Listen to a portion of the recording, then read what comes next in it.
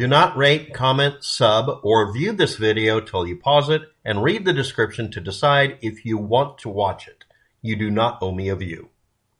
Disclaimer, notice, and dear YouTube bot, please forward this to a human reviewer, as it must be judged in context and is not a terms of service violation.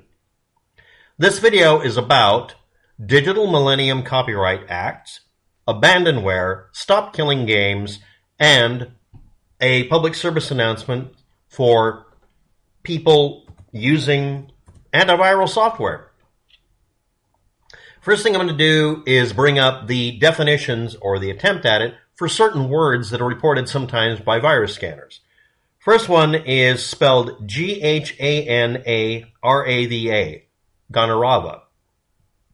This is Hindu or Sanskrit, depending on where you look it up, for one who cries for the clouds or for clouds, or a variation on the meaning for sparrow or the sparrow, or just the word thunder. And that's about as far as you're going to get if you look it up, just that word, other than it being referred to as being from a group called that or a virus called that. And very little information is offered by individuals who are telling you that something bad has been found on your computer. The next one is Ramnit, Ramnit. This was in 2010, Ramnit 2010, was a banking Trojan and botnet that infected removable media, USB drives, fixed disk master boot records, which means it would start before the operating system and presumably a virus scanner, and it would also infect any file with the extension exe for any program, HTML and HTML, and DLL. DLLs and EXEs have a lot in common, but they're not identical. And in some cases, they're deliberately built to where they can be named EXE or just renamed DLL, depending on the purpose. That only worked till 2015. That virus or malware or botnet or Trojan or whatever hasn't really been seen actively since 2015 because it was truly eradicated, or not, depending on which virus scanner you're looking at. And next, virustotal.com/GUI/home/upload, your friend that will show you quote-unquote up-to-date browsers that keep flagging things as either a bank attacker, which means it was routed very violently because it attacked the banking system, because we don't matter, and another one that's simply using the name Thunder and doesn't give you any more context, versus every other virus scanner that VirusTotal will, through a licensing, be able to run over the internet to test, is this really a problem?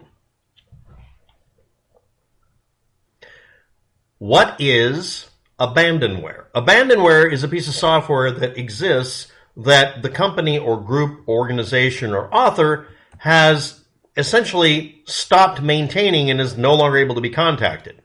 The programs in almost all cases were given away effectively for free and were shareware. But in other cases, they're full purchase software that is no longer supported and you can't get any help for.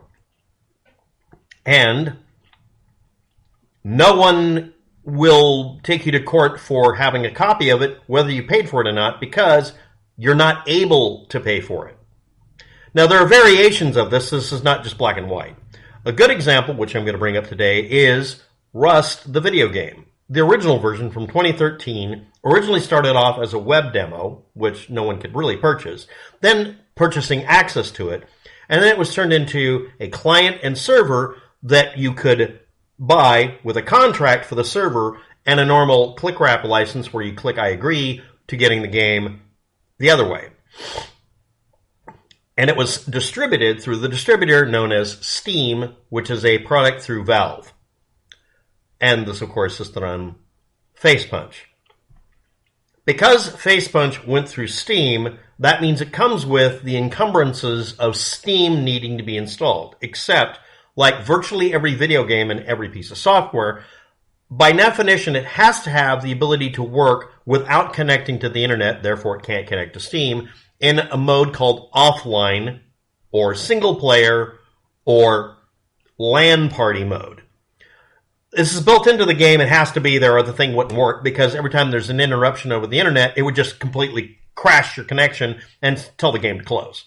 That's not practical. The internet wasn't perfect in 2013. It isn't even perfect now. So that's not how games work.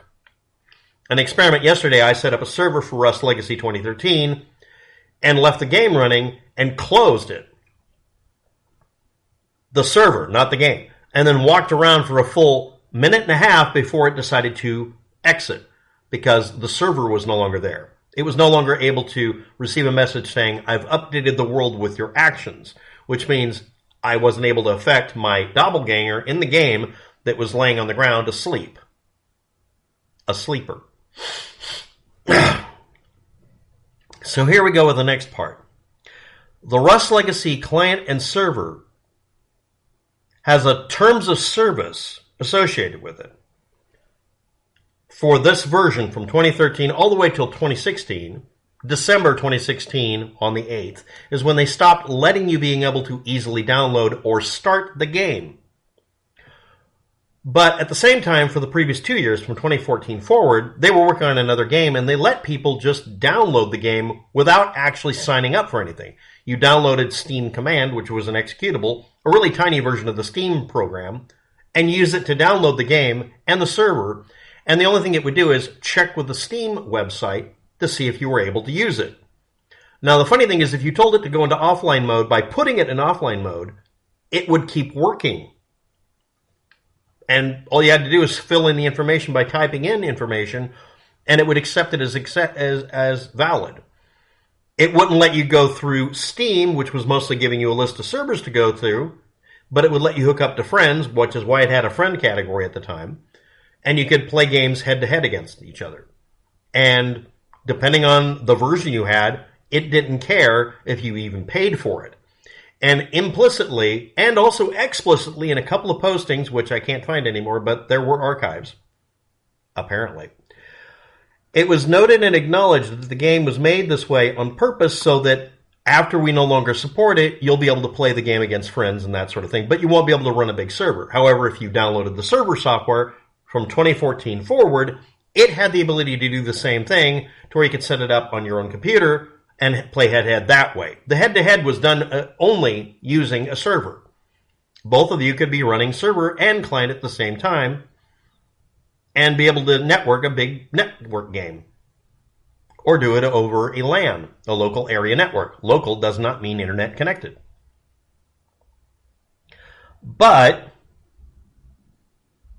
terms of service, and be damned from face punch, Steam terms of service is a little more draconian. The routine, the DLL that allows for this to be done, can be altered to where it always assumes you're in offline mode. You can put it in online mode, but it assumes offline mode, and it assumes every game on your computer is in an isolated single-player mode, or you're doing a server client on your computer to make it to where you're running both halves, or you're doing it with a friend going head-to-head, or doing a LAN party where the server's over in the corner. It's not associated with Steam. Since it has to be technically possible to work around the Steam requirement, otherwise, Steam would be declared a monopoly. And explicitly, in case the program is no longer supported by their company, which they've abandoned it as well, and the company making it abandon it, you'd have to be able to find some way to technically get away with making it work. Implicitly, if not explicitly. Terms of service violations are not occurring if you do this through a DLL modification where you go in and edit it to where it doesn't go to steam.com for anything or Play Rust or any of those, but it goes through rustlegacy.eu, for instance. This is considered just altering the settings. Even if they're buried in a DLL, you can do that because the updates included with kits, if you ran a server, allowed you to modify the DLL for that purpose, to make private server sets and modded servers. Because they did that, that left the door open for this option. But now they're labeled Potentially Unwanted Application. It gives users unauthorized access to the game. No. Platform, kind of, but that's more of a distributor. Servers, no, that was implicit and explicit in the server software, and is a violation of terms of service says the company who wants it to be declared a potentially unwanted application for them to deal with, the company being Steam. So yes, modifying Steam to where it's not required anymore bothers the company, but is it actually a virus? Having this PUA or PUP, potentially unwanted program, declared this DLL a PUA, an AJT, which they don't explain, a Trojan, a malware, a suspicious generic result, susgen, Ghanarava Ramnit, or just RiskWare, or the ones that were honest, a game hack. The worst you could be accused of is that you're cheating. In this case, you're not cheating. You're just making it to where the game works when there's no other way to make it work. Archive below, ending in 6L1IV or LV, admits these are not actually threats. It's just a routine to make it to where the game keeps working long after Steam abandoned it. Specifically, it's Steam.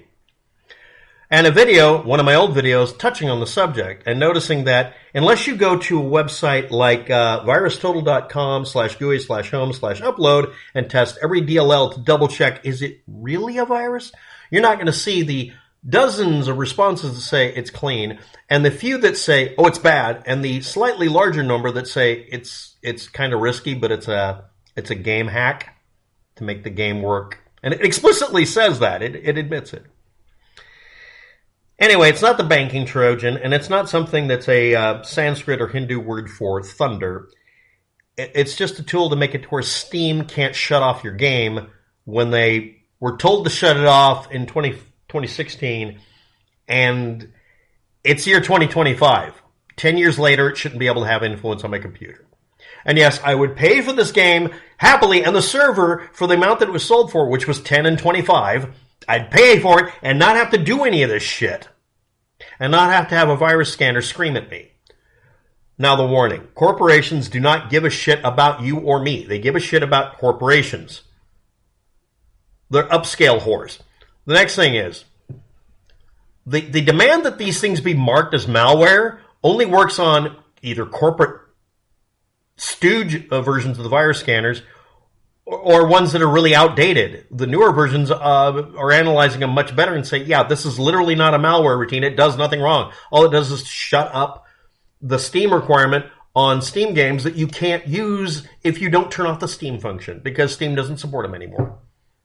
This is about abandonware, not a Digital Millennium Copyright Act. This is not about terms of service violations through the company that made the game or, Newman. This is about a large corporation getting a little too big for its britches back in 2013 or something. The newer versions of the hacks, quote unquote, that make it to where you can do the game offline and ignore Steam don't even show up as viruses because they've stopped trying to flag them that way. Some overzealous lawyer did this a long time ago. It might have been Steam. It could have been some random company. It could have been some other game you were playing. Please remember that the modification called Gary's Mod from Gary Newman was at one time treated as an inappropriate hack by some people who are lawyers. Anybody understand that you don't do that to your user base has never experienced Doom. Doom, the only reason you're seeing it in the news that the game is out again is because the damn thing was resurrected yet again. Kind of a funny way of saying it. Because people keep adding mods to a game that's ridiculously old. It's from like 1990s. And the only reason it became popular is because we didn't follow any rules and we started altering the damn thing as soon as we saw it. Modifying WADs was fun. I cut my teeth on this stuff. So, to review, it's not a virus, it's not a malware, and every virus scanner that lies to you about it should be one you never use again. And the ironic part is the one for Microsoft Windows didn't false flag it as being bad. It just said it's a game hack for making games work long after they've been abandoned. It literally used those words. What's wrong with the others? Thanks for watching. Have a good day. Good luck with that. Just a snide remark video by WAPTech. Good luck with that. You'll need it.